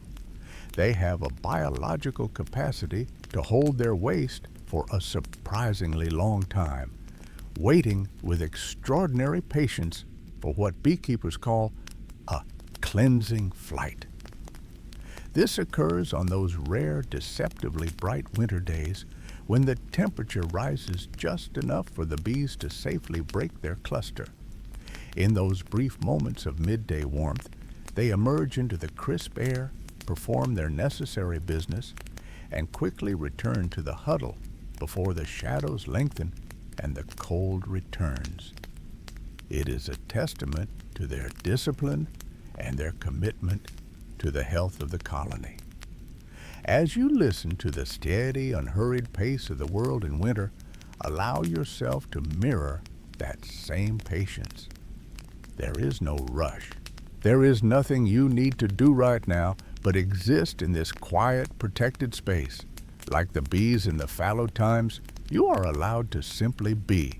Feel the weight of your own blankets, much like the snow atop the hive, providing you with a sense of total security and enclosure. There is a deep resilience in this waiting, a quiet strength in knowing that the season of rest is just as vital as the season of growth. The winter is long, but it is never eternal. Deep within the center of the cluster, the queen is held in a sphere of warmth, her presence a silent promise that the cycle will continue. Even as the wind whistles through the bare, skeletal branches of the garden trees, the tilt of the earth is slowly, imperceptibly changing. The shadows are beginning to stretch differently across the crust of the snow. Underneath the frozen soil, the very first stirrings of life are preparing to answer the call of a sun that stays a little longer each afternoon. The deep, heavy silence of the hive is about to be touched by the very first signs of a world waking up. Imagine the garden as the heavy, white blanket of winter finally begins to thin.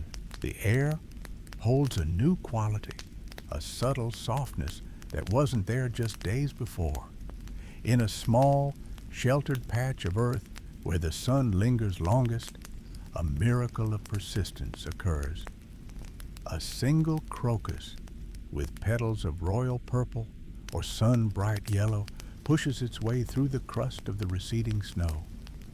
It is the first herald of change, a tiny, defiant splash of color in a world of gray and white. This flower is more than just a beautiful sight. It is a beacon, a signal of renewal that vibrates through the natural world, reaching the very heart of the hive. Inside the wooden walls, the bees sense this shift in the earth's rhythm. The deep, huddled stillness of the winter cluster begins to loosen. A few brave scout bees, the pioneers of the new season, venture toward the entrance. They emerge into the pale, cool sunshine of early spring, their wings vibrating tentatively as they test the air. The sun is not yet hot, but its light is enough to guide them. They fly low over the waking garden, searching for those first brave blooms. When a scout finds a crocus or the fuzzy catkins of a pussy willow, she doesn't just see a flower. She sees the future of her family. She lands softly, her tiny feet brushing against the petals as she gathers the very first grains of fresh pollen.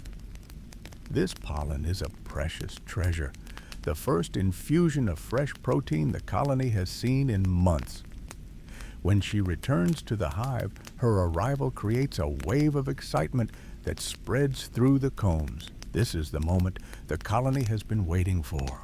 The presence of fresh pollen is the biological trigger for the queen. Deep in the warm center of the hive, she begins to increase her pace, laying eggs into the polished cells of the nursery. Soon, she will be laying hundreds, then thousands of eggs a day, ensuring that the next generation is ready for the abundance of summer. There is a profound sense of satisfaction in this moment, a payoff for all the patience of the winter months. The cycle begins again, perfectly timed and beautifully coordinated. The energy that the bees gathered during the long golden days of the previous year, the honey they stored so diligently, is now being transformed. It is the fuel for this new life. The ancient sunlight, captured in the nectar of forgotten summer blossoms, is now becoming the muscles and wings of the spring bees. It is a seamless transition from the old to the new, a reminder that nothing in nature is ever truly lost. It is simply waiting for its time to bloom. As the hive wakes up, the tasks become more diverse. The focus is no longer just on staying warm, but on building and nourishing. Along with the search for pollen, a new group of specialists begins their work. These are the water foragers. While the nectar provides the sugar and the pollen provides the protein, the hive now requires something else to keep the delicate balance of life moving forward. They need the purest moisture they can find to dilute the thick winter honey for the growing larvae and to maintain the perfect atmosphere within their home. These bees look for the quietest, most silver sources of water, preparing to carry it back to the Golden City. The search for water is a mission of quiet precision. While the foragers of summer chase the vibrant perfumes of lavender and clover, the water foragers are drawn to the subtle, silver reflections of the world. They seek out the edges of things, the damp stones at the rim of a fountain, the dew-heavy leaves of a fern, or the cool, absorbent velvet of emerald green moss.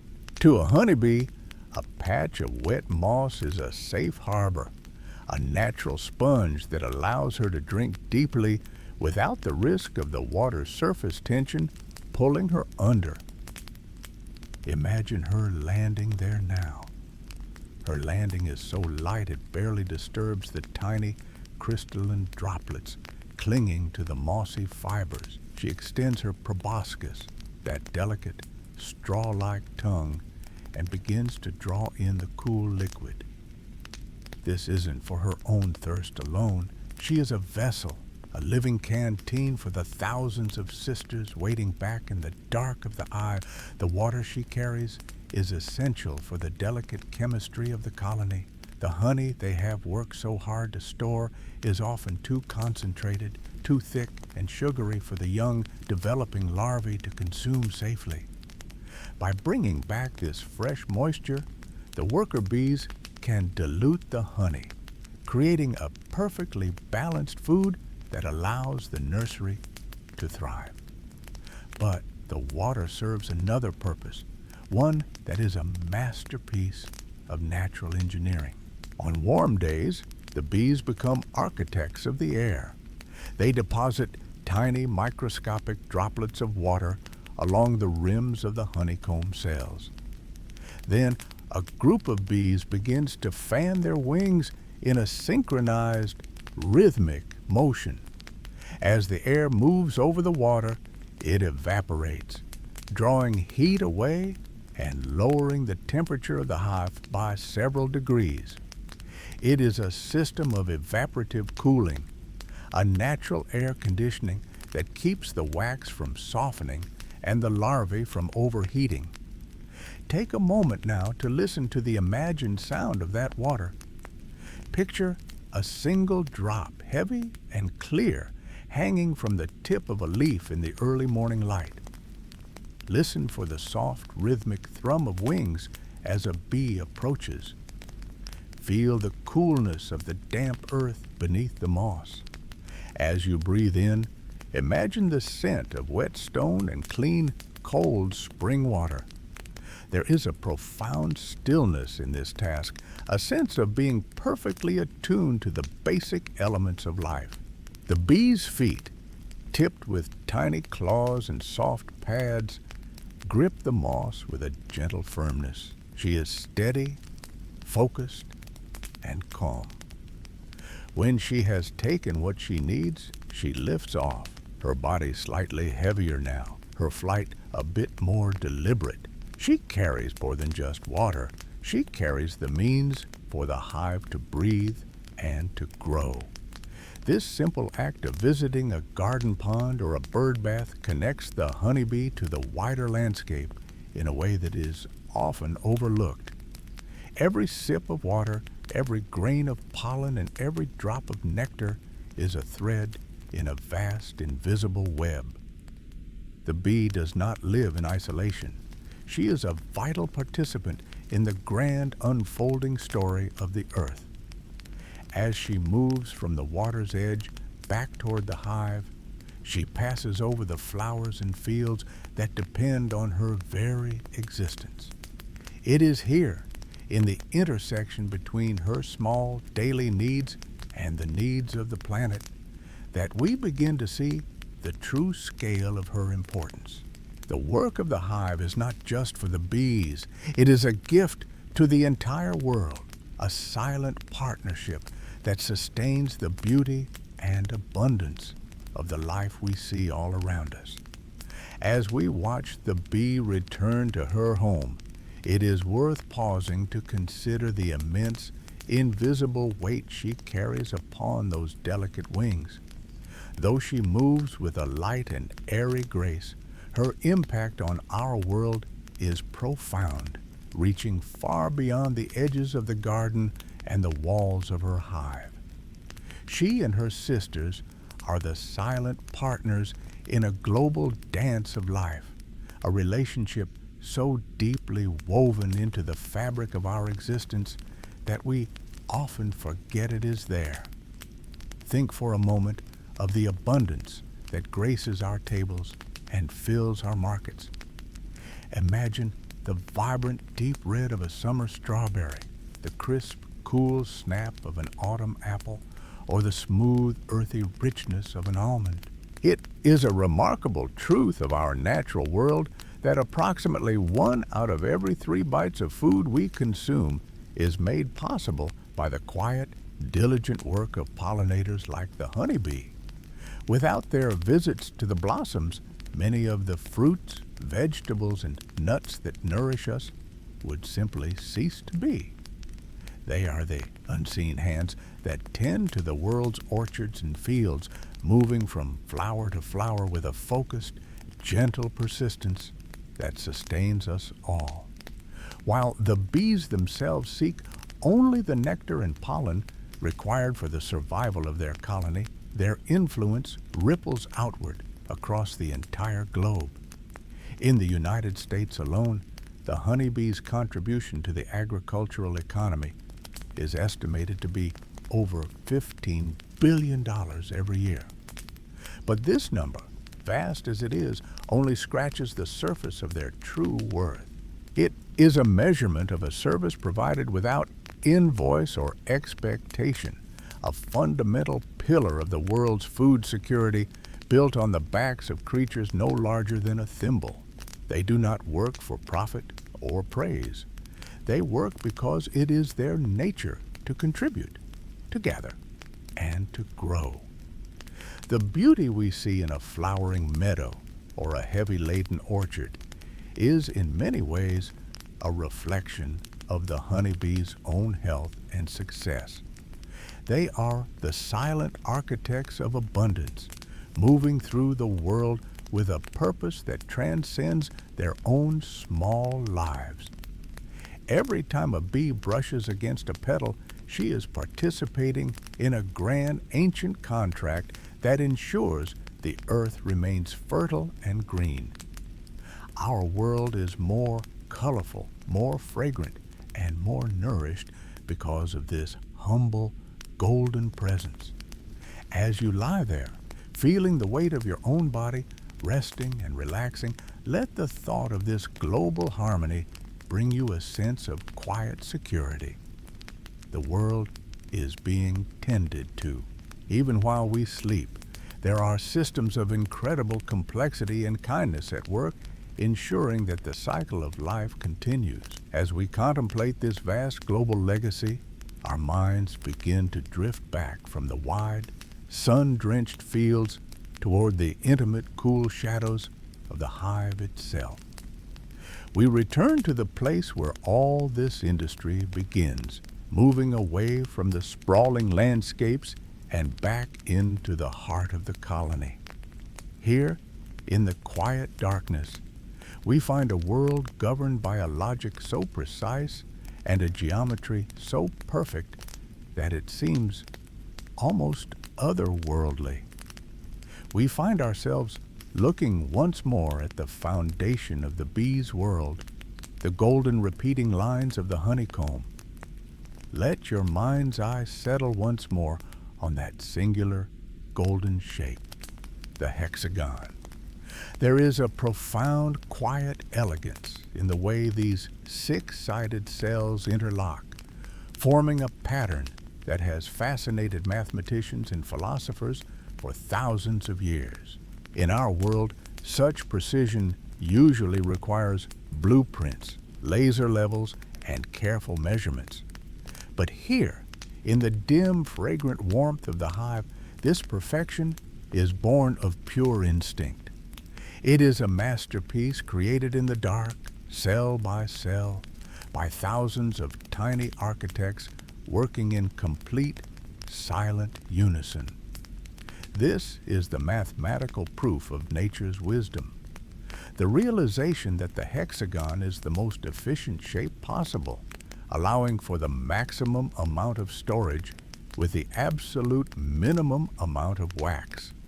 It is a world without gaps, where every wall is shared and every space is utilized to its fullest potential. Consider the incredible physics of this delicate structure. The walls of a single honeycomb cell are almost impossibly thin, measuring only about 1/1000th of an inch. To hold a piece of this wax is to feel something lighter than an autumn leaf. Yet the geometry is so sound, so inherently strong, that a finished comb can support 25 times its own weight in honey. It is a feat of engineering that rivals our greatest monuments, built not with cold steel or heavy stone, but with the soft, warm wax produced by the bees' own bodies. It is a reminder that there is immense strength to be found in lightness, and that beauty and utility can exist in perfect, shimmering balance. As you lie still, taking a slow, deep breath, let the stability of this structure bring a sense of peace to your own mind. Imagine the repeating pattern of the cells stretching out in every direction, a landscape of perfect alignment. There is no chaos here, no wasted energy, and no jagged edges. Everything fits exactly as it should. Let the unwavering order of the hive settle over your thoughts like a soft, heavy quilt, just as the bees trust in the strength of these thin, waxen walls to protect their life's work. You can trust in the natural rhythm of this moment. Allow the precision of their world to simplify yours. In this space, there are no loose ends, no unfinished tasks, and nothing left to solve. The architecture of the day is complete, and the structure of your rest is sound. The golden glow of the wax seems to dim and soften now, as we begin to move away from the intricate details of the comb and back toward the quiet entrance of the hive. The sun has long since dipped below the horizon, and the vibrant, sun-drenched activity of the afternoon has transitioned into a steady, rhythmic pulse of life at rest. We move gently back out into the cool evening air, where the garden has transformed under the cover of night into a place of deep velvet shadows and total stillness.